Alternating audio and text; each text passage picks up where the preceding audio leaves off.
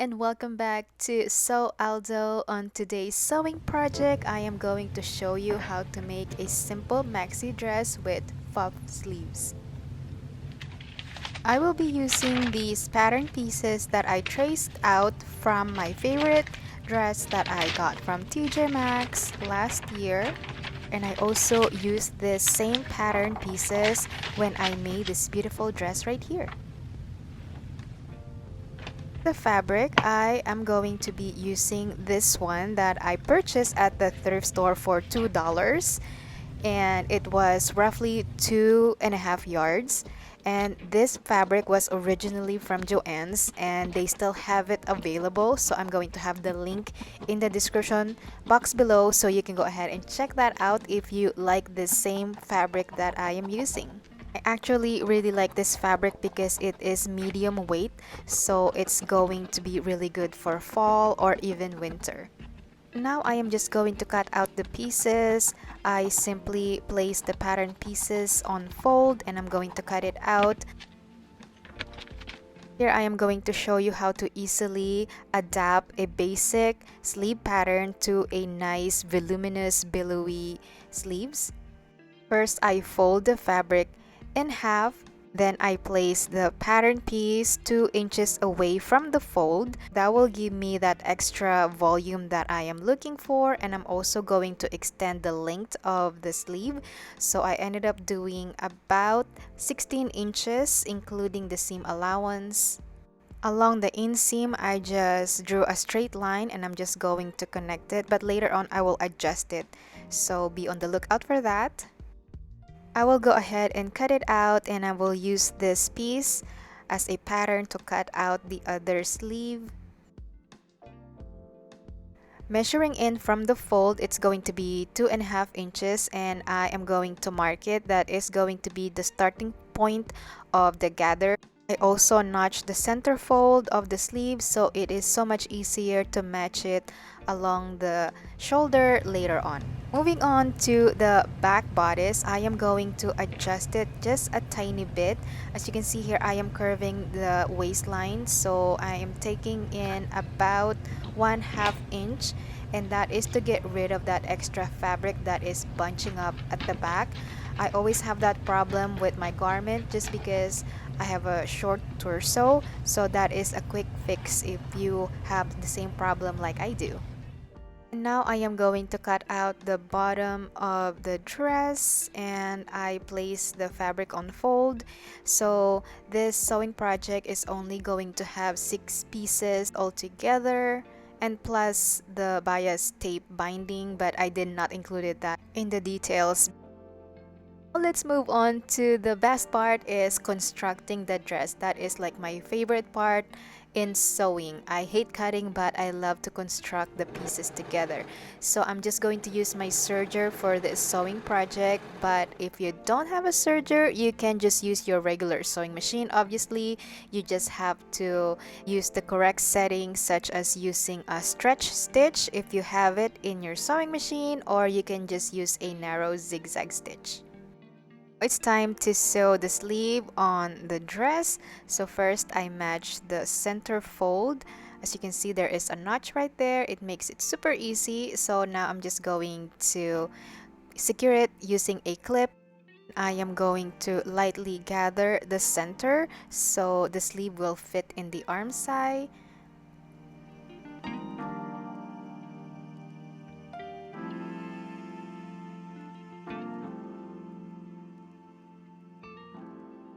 And I'm going to stitch along the edge here.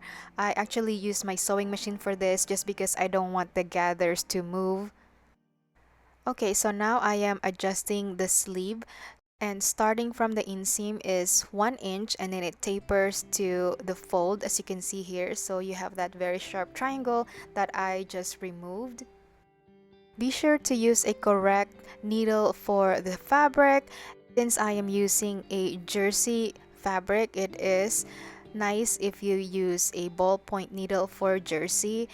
I have a separate video on how to work with knit fabrics, some tips and techniques that I have learned over the years of sewing. So if you want to check that out, I'm going to have the link in the description box below or up here in the info card. After I've sewn the sleeves on the bodice, now it's time to sew the bottom of the skirt. So I'm just going to match the right sides of the fabrics, and I am going to sew along the edge. If the skirt waist is a tad longer than the bodice waistline, you can easily just stretch the bodice waistline a little bit, only if it's probably half an inch longer. If it's more than that, you have to trim it off. It's time to stitch the side seams of the dress, starting from the sleeve all the way down to the hemline. Moving on to the sleeve, it is super easy. You're just going to fold in about 1/2 inch, and then I am going to measure my arm to figure out how much I will need for the elastic, and it is about 8 inches. I added 1/2 inch for the seam allowance, and I'm just going to feed it through the channel just like this. Put a clip on the other end of the elastic so I will not lose it when I'm starting to bunch up some fabric. Then I'm just going to stitch it right here to secure the elastic, and I'm going to fold in the hemline and sew the drive close, and it is ready. It's time to hem the dress. I trim a little bit on the side here and a little bit more on the other side, and I'm just going to fold it and hem it. It's super easy. Now it's time to work on the neckline. I decided I want to adjust the neckline a little bit because it was a little tight, so I'm going to trim it down by about 1 inch, and as you can see here, I'm just curving it. I'm not really removing along the shoulder, it's just on the chest area. You can make it as deep as you want. You can even do a plunging neckline, but I'm not gonna do that because I will not be able to wear this dress. There are so many ways to finish the neckline. You can double fold it, you can do a neckband or a bias binding like what I'm going to do here. So first I am going to measure the neck hole, and then I am going to multiply the number by 0.80, and that is going to be the measurement of the bias tape. Then add the seam allowance. So my bias tape ended up 19.5 inches long and 3 inches in width. You can make it as wide or as narrow as you want, but I think 3 inches is good for beginner. Then I am going to fold it once and fold it one more time, and I'm going to press it. And then I'm going to sew along the edge.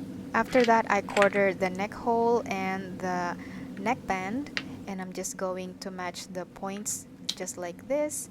And as you notice, the band is smaller than the neck hole. That's okay because we are going to stretch the neckband as we sew. On the clip right here, you can see that the bias binding is a little narrow. This was actually 2 inches, and I ended up redoing it because it was a little too narrow.